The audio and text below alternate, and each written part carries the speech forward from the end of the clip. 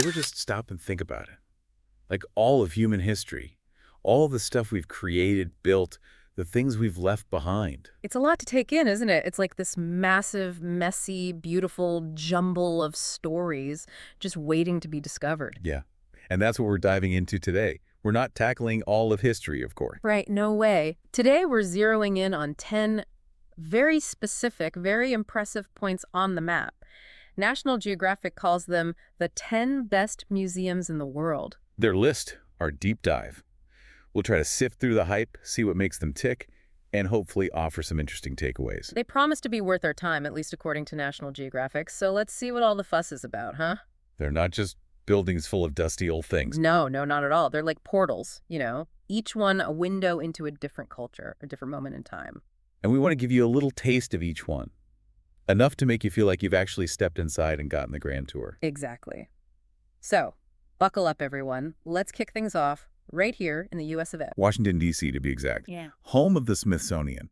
I bet when most people hear that name, they picture a single grand building. A big marble palace, maybe? Right.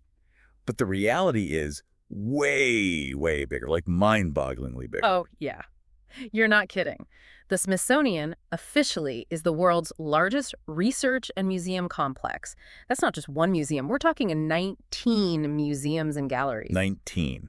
Plus, they've got the National Zoo and a whole bunch of research centers scattered all over the place. It's practically a city of museums. Seriously. And get this, they have over 137 million items in their collection. 137 million. It's wild. And they're basically trying to tell America's story through all those objects. I mean, where do you even begin with something that massive? Right. It's not just about finding space to store it all. It's how you make sense of it, how you make those objects speak to people, how you do justice to America's story in all its complexity. Makes you think, doesn't it? Okay, so from the almost overwhelming scale of the Smithsonian, let's hop across the pond for a second. To Paris, to the Louvre. You got it. Now this one, it's got a whole different vibe, a much older story. We're not talking shiny new buildings here. Nope. The Louvre actually started life as a medieval fortress. Can you believe it?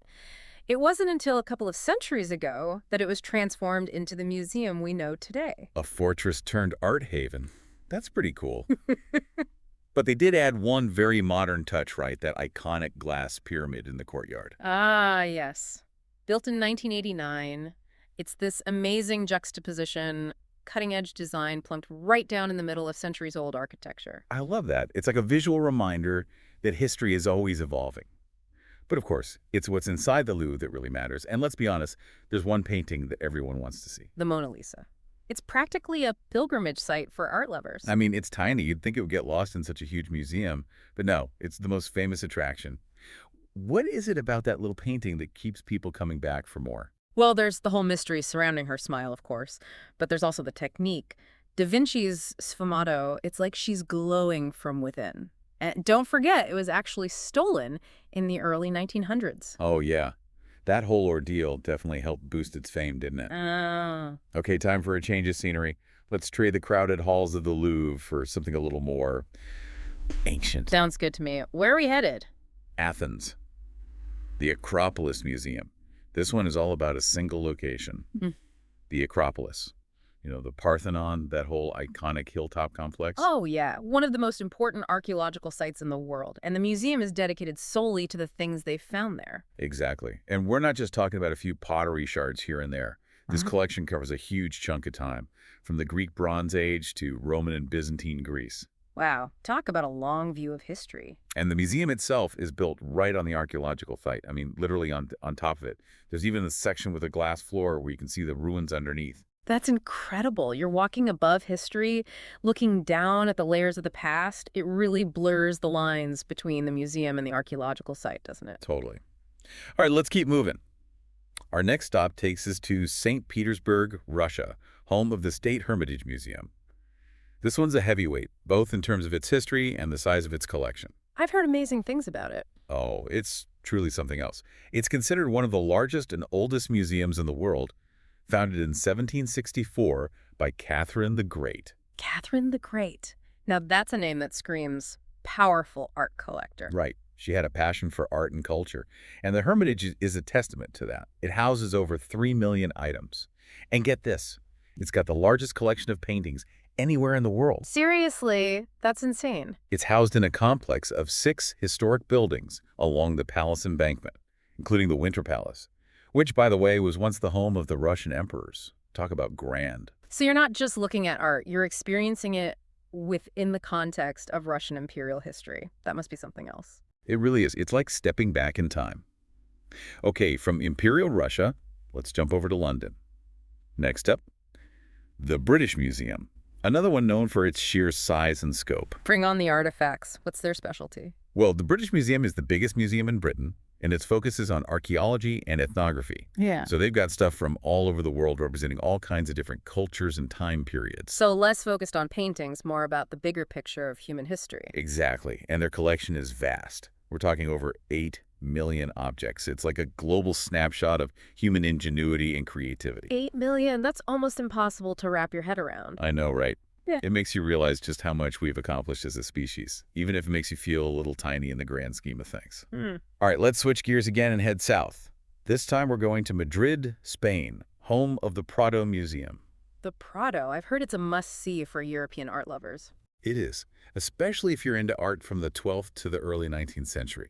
National Geographic calls it the main Spanish national art museum and says it has one of the world's finest collections of European art from that period. So what makes it so special? Well, for one thing, a lot of its collection comes from the former Spanish royal collection. Ooh, so we're talking pieces that were once owned by kings and queens. You got it. Yeah. And National Geographic specifically points out that it's unquestionably the best single collection of Spanish art. High praise. Yeah, that's saying something. So if you want to understand the heart and soul of Spanish art, you go to the Prado. Absolutely. You'll see works by masters like Goya, Velázquez, El Greco, all the big names. It's a journey through Spanish history, told through art. Okay, ready for another transatlantic flight? Always. Where do this time? Back to the U.S. This time, we're landing in the Big Apple, New York City, home of the Metropolitan Museum of Art, or, as most people call it, the Met. Oh, the Met. I've heard it's massive. It is. It's the largest museum in the Western Hemisphere. And like the British Museum, its collection is incredibly diverse.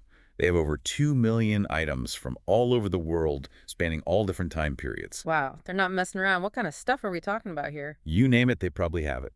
European paintings by masters like Botticelli, Rembrandt, Vermeer, Degas, Rodin. They've got a world-class Egyptian collection with an entire tomb, the Tomb of Perneb and the Temple of Dendur. It's like a whirlwind tour of human civilization all under one roof. Right. It's incredible. All right, next stop is a bit unique. We're heading to a country within a country. Intriguing. Where are we going? Vatican City, home of, you guess it, the Vatican Museums. Ah, of course. The heart of the Catholic Church, and they've been collecting art and artifacts for centuries. That's right. And what a collection it is. They have some of the most famous classical sculptures and Renaissance masterpieces in the world. It's a real testament to the Church's patronage of the arts throughout history. And I bet it's all housed in some pretty spectacular buildings. Oh, you better believe it. Founded in the early 16th century, the Vatican Museums are a complex of buildings, galleries, and chapels. And along a particular route through the museums, you'll encounter some of the most iconic sites in Western art. I'm guessing you're talking about the Sistine Chapel. Bing, ding, ding. Michelangelo's ceiling frescoes. Breathtaking. And then there are the Stanze della Segnatura, decorated by Raphael. Those are bucket list items for sure. Absolutely. And over 5 million people visited in 2011 alone. It's mind-blowing to think of the crowds that flock to see those masterpieces. Okay, our penultimate stop takes us back to Italy. This time we're going to Florence. Florence, the birthplace of the Renaissance. Yeah, exactly. And we're visiting one of the most famous and oldest art museums in the Western world, the Uffizi Gallery. I'm ready for some serious Renaissance immersion. Get ready for it. They have what many consider the world's finest collection of Renaissance paintings. Wow. The Uffizi is basically Renaissance Central then. Pretty much. And it's not just paintings from the Renaissance. They have works by major Italian artists from all different eras. So it's a comprehensive look at Italian art history, but with a heavy emphasis on the Renaissance. You got it. All the big names are there. Botticelli, Leonardo da Vinci, Michelangelo, although mostly his drawings are housed at the Uffizi. Still, pretty incredible. Right. It's like taking a walk through one of the most important periods in art history. All right. Ready for our final stop? Let's do it. This time we're going north to Amsterdam, The Netherlands, home of the Rijksmuseum. I've heard it's the place to go for Dutch masters. It is. The Rijksmuseum is a national museum dedicated to arts and history, and it's got a collection of about 1 million objects spanning from the year 1200 to 2000. So a little bit of everything. Yeah, but their focus is definitely on Dutch art and history, and they have some truly remarkable pieces on display. Like what? Masterpieces by Rembrandt, Frans Hals, Johannes Vermeer. Oh, wow. The big guns of Dutch Golden Age painting. Exactly. You'll see Rembrandt's famous The Night Watch there, as well as Vermeer's The Milkmaid. That must be quite an experience seeing those paintings up close. It really is.